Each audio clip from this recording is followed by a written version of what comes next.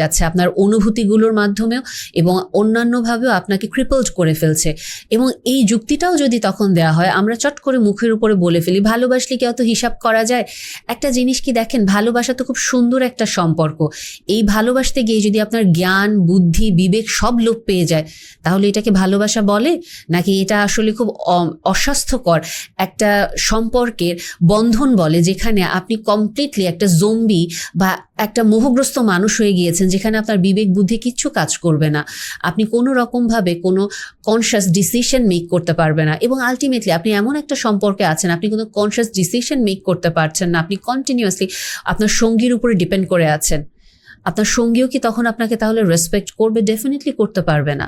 So সম্পর্কে, যেই সম্পর্কেই জড়াই না কেন, আমাদেরকে অবশ্যই যদি রেড ফ্ল্যাগ থাকে, আমাকে লজিক্যাল সেন্স আনতে হবে, আমাকে বুঝতে হবে, ওভারঅল চোখ কান খোলা রাখতে হবে। একটা মানুষকে আমি যদি ভালোবাসতে পারি, আমার যদি তার কোনো আচরণে খটকা লাগে,